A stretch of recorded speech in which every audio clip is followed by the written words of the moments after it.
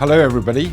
I'm Allan Lockhart, CEO of NewRiver, and welcome to our latest podcast. And we have a very special guest today, Leigh Himsworth. Welcome, Leigh.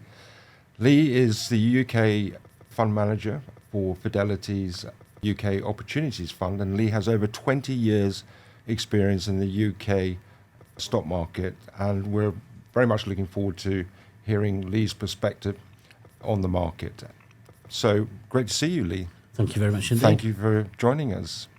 Normally, when we meet, you're asking me the questions, particularly around NewRiver's financial results. So it's great for me to be able to ask you a few questions. Absolutely. And I'm really looking forward to hearing more about your investment strategy and also how you go about selecting companies to invest in. But before we get to that, perhaps we could start with your assessment and outlook of the UK economy.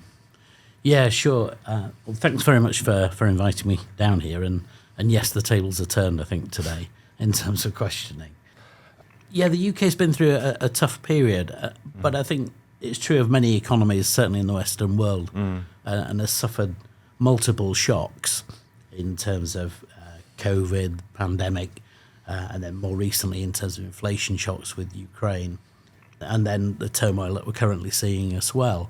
But I think on top of that, the UK has had the political instability that arguably goes back at least to 2015 pre-referendum, or when the referendum was called for Brexit. And we've not had a period of stability in the UK on top of all of those to allow people to sit and invest on I suppose, a considered manner that they might want to do. And I suppose added to that, last year we went through a period where the return on the market was arguably just the yield, other than in a handful of stocks. And so the earnings disappeared through the inflation pressures, interest rate pressures and so forth. And so it's easy to see why people would sit on their hands. And then for me personally, growth was out of fashion, smaller companies were out of fashion. And so where we sit today, there's potentially a significant opportunity to invest in the UK, particularly in mid and small cap and back into growth, albeit there's some nervousness in the short term. I think, as maybe we've discussed earlier, the elephant really still in the room is that we can all get a very good return with gross redemption yields well over 5% just sitting in UK treasuries. So why on earth would you go any further than investing there? And it causes problems for company investment as well, where the hurdle rates of potential investments have to be that much higher. So the outlook is improving with inflation coming off. The print earlier this week was just over 6% CPI. We've got some earnings growth coming back into the market. Yeah. So all of a sudden, there's light at the end of the tunnel. We just need that to gather a little bit more pace, people to become a little bit more confident. And the outlook is improving. And maybe a political refresh with some stability will put the UK in a very good relative position as well globally. Yeah. I mean, obviously you get the opportunity to meet many companies and the management teams of those companies. What's the sort of mood of the sort of UK companies that generally you get to meet? Yeah, it's a good question, because clearly there's some mix in terms of which companies, which sectors, etc. But I think that the companies that are the ones that you'd respect and think have a good handle of what's going on in the markets have been able to cope with the different shocks that they've faced in the last few years quite well, and are weathering the storm of inflation coming back now, or easing the pressures, capacity issues in China, India, etc. And I think that there's a degree of, I suppose, I hate the phrase, but I will use it, cautious optimism from some. We had Tesco in earlier this week. Tesco management have managed the movements in their supply chain and cost pressures incredibly well, and are faced with, again, huge changes in pricing and costs of their business. So, and then how they deal with passing it on to consumers as well is very important for them. But they sit in a relatively confident position, and I think that's true of lots of companies. There's no panic at the moment, I don't think, and I think that gives us some confidence for the outlook. Yeah. Well, I mean, in our sector, in terms of retailers, I mean, they're doing okay. You know, we would say that the retail sector is probably in its best position it's been for many years. That's partly reflecting that the UK consumer has been more resilient than perhaps financial markets had anticipated. wage growth coming through, so living standards are potentially set to rise. The labour market's super tight. And of course, consumer confidence has been increasing, and that's feeding through to higher sales for retailers. Of course, inflation, is a driver of that, but the volume of sales has also recovered from pre-pandemic levels. And we've also seen within the retail sector, a lot of corporate restructuring has already sort of taken place. And it'd be interesting to get your views, because I'm sure you do get to meet a lot of retail companies, but most retailers, in our experience over the last sort of 5 to 7 years, have really worked hard to improve their operational efficiency. Very, very focused around profitability and margin rather than sales volume growth. And I think we're starting to see that benefits. And the final interesting trend in our sector has been the omni-channel retailers are getting stronger and stronger. So companies like Marks and Spencer's and Next are now gaining market share in the online world, which is very encouraging for the future of physical stores. Yeah, I think that's absolutely right. And I think there's a degree of, when we invest, we look for maybe where the problems are, but where I suppose the answers to those problems lie, in the respect that we always, maybe as UK investors, we always focus on the negative. We're good at having a grumble in the UK. And I suppose we see the threat of internet retailing, the threat posed by COVID, everyone working from home and not going out, daring to go out, etc. And it's difficult to assess whether there's some permanent change or whether it's a temporary but forces an acceleration of change, I suppose. And I think if you bring that back to retail, there's lots of things where the structural stresses still that may continue for some time, i.e. smaller town centres are still struggling to retain the relevance to people going up and down the high street. We've seen vast changes in terms of lots of smaller towns are populated by lots of coffee shops, hairdressers, etc., and they're not quite sure what to offer.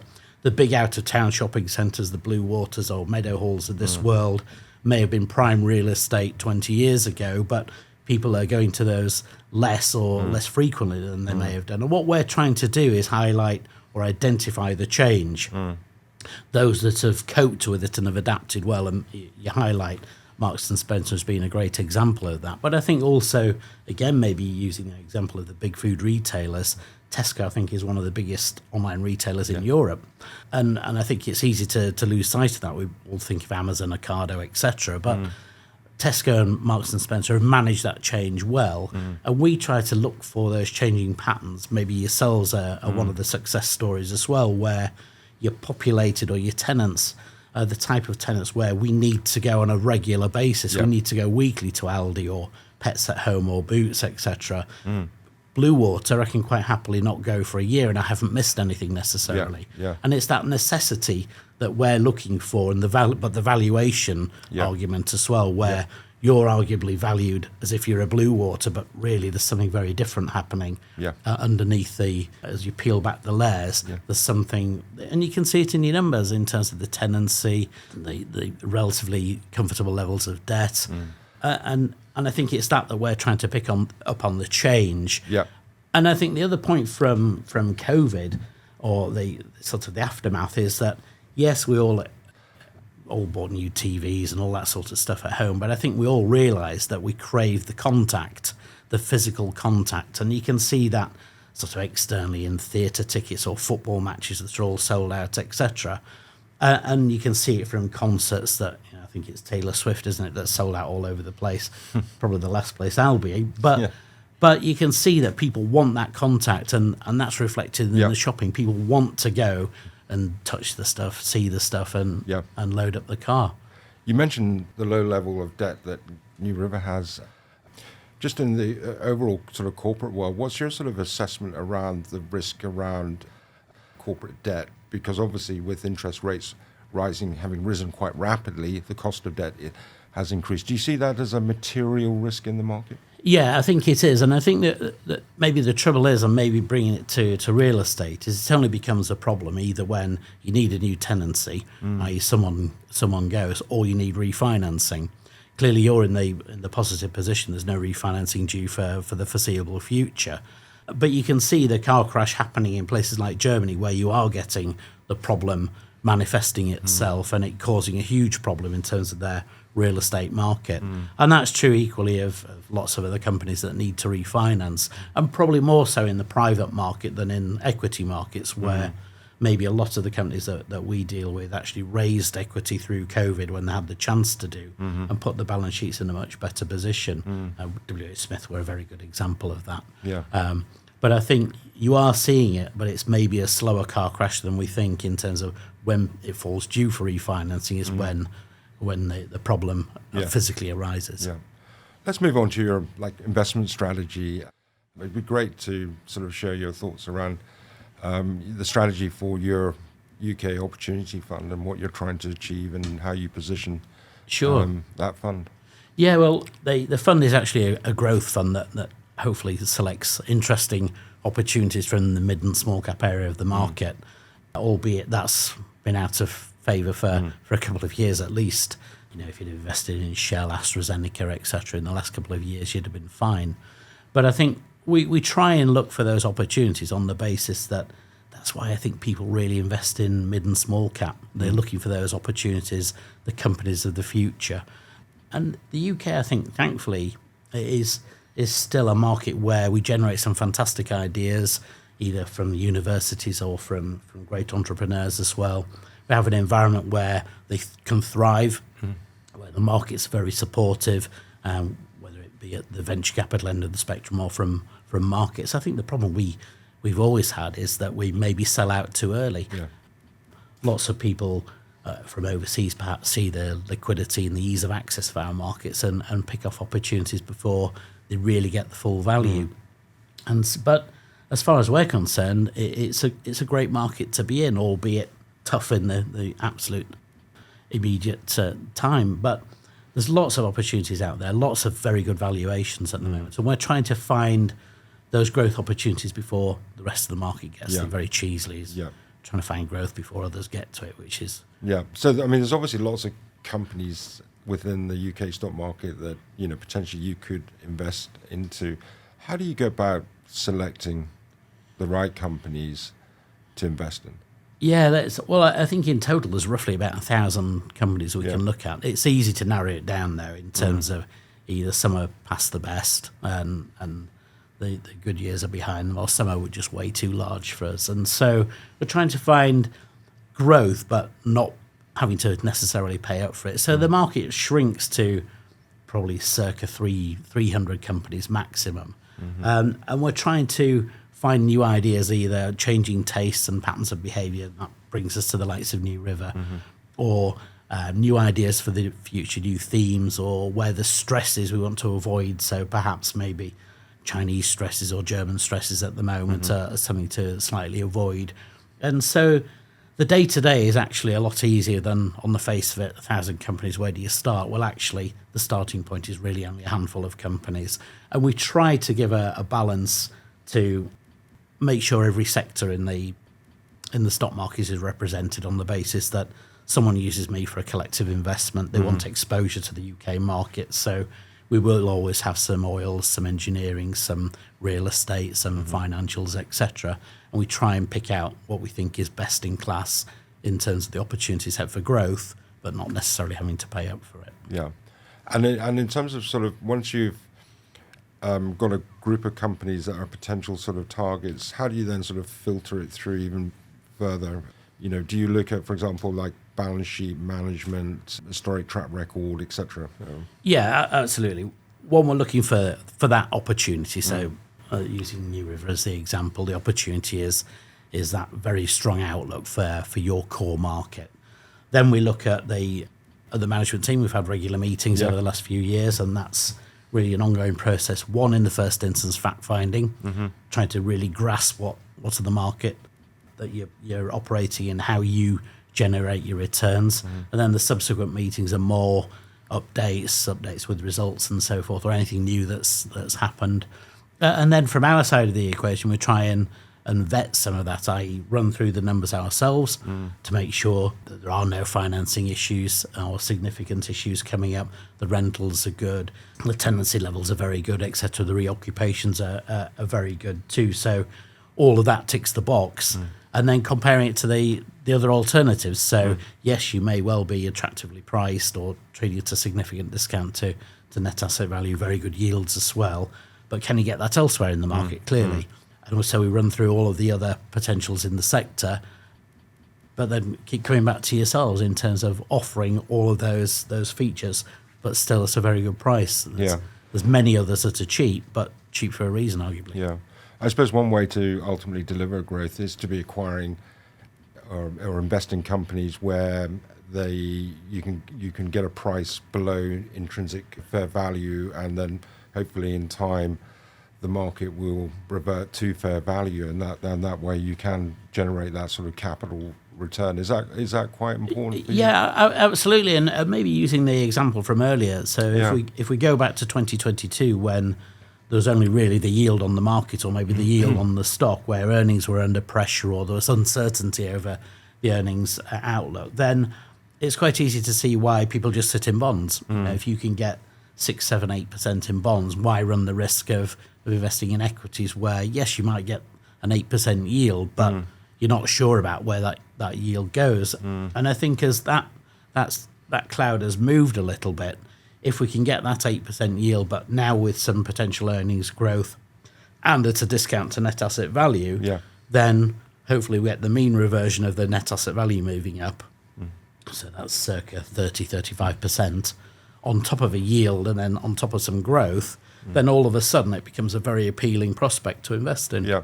And generally when you sort of like invest in companies, are you sort of aiming to invest over the sort of medium long term? I mean, how do you sort of view your investments from a sort of hold period perspective? Yeah, that's a great question. I think that the answer has to be we invest for the return. And I always sort of exaggerate a little bit. If all of those things come to fruition tomorrow, the mean reversion comes tomorrow, the yield, the growth, then we'll take the return tomorrow. And so your investment time horizon is a day. Ultimately, though, it doesn't ever happen like that unless we're incredibly lucky and there's a bid. But that will take place over circa 3 to 5 years in terms of the mean reversion over that period. The growth in earnings will be reflected, and some of the story that you've been telling the market will become more understood, and more people will accept that there's a very good investment case. And so it's typically that time frame that it will come good over. Yeah. You touched on the importance of government bond yields. I think the 10-year gilt rate is not far off 5%, and you can get a 5% plus return in money market funds. In fact, at NewRiver, as you know, Leigh, we have about 130 million on deposit, and we're earning close to 5.2% per annum, which is a pretty reasonable return, and of course, risk-free.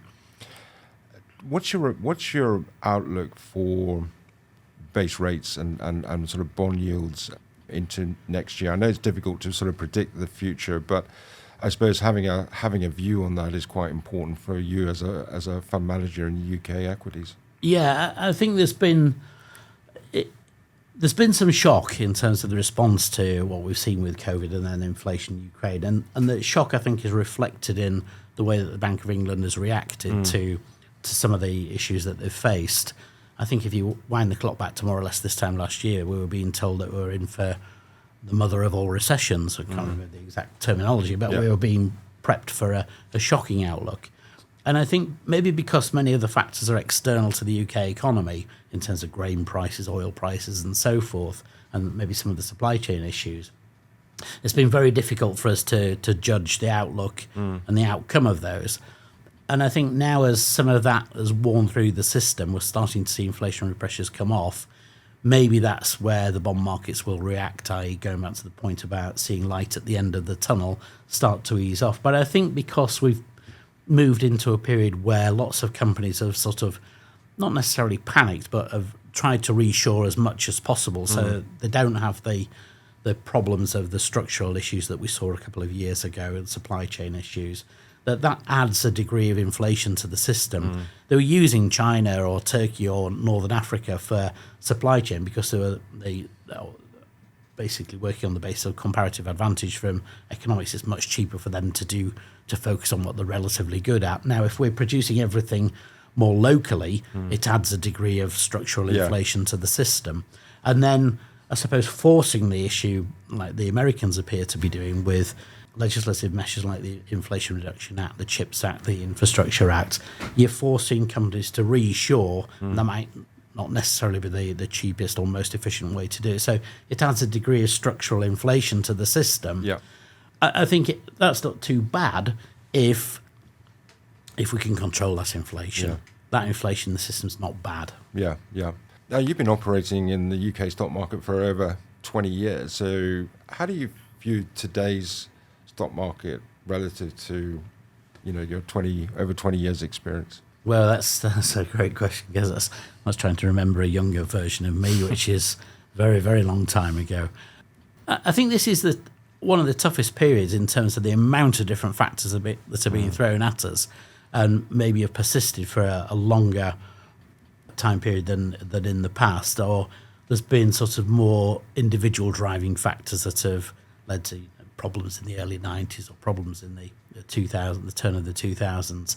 We've seen multiple problems from different sectors coming at us, either economic, political, geopolitical, or maybe also medical as well, pandemic. And the combination has been very difficult to live with, hence why I guess people in the last few years have flown to safety and flown to the very largest companies, bonds, and simply yield at that end of the market, and have ignored maybe looking for longer term growth. As we can see in our end of the market, there's a lack of interest, not through lack of delivering on what you're doing. It's just simply people are not interested at the moment. Yeah. But hopefully that turns. Fascinating. It's been a great conversation, Leigh. I always like to sort of finish off and hear from our guests as to any interesting books they're reading, podcasts, webcasts. What are you reading or listening to at the moment, Leigh? Well, I'm being forced into reading something at the moment because we have Tim Marshall due to come into our office and talk for a couple of hours. And for those that don't know him, he's written a series of books on basically geopolitics, prisoners of geography, and so forth. Ex-Sky correspondent in the Middle East as well, so maybe lots of what he's seen could be topical to talk about now. So I'm having to plough through some of those books. In addition to, he has written a very good and close to my own heart. I'll skip out one of the words in the title, which is basically about songs from the terraces, football terraces. Okay. So you're a big Leeds United fan, I think. Sadly, yes, I'm scarred. And actually, Tim Marshall is a Leeds fan as well, right. So there'll be lots in common there to share sort of woes and scars, I think. Well, excellent. Thank you so much, Leigh, for coming and joining us on our podcast. It's been a fascinating conversation. Great. Enjoyed it. Thank you. Thank you.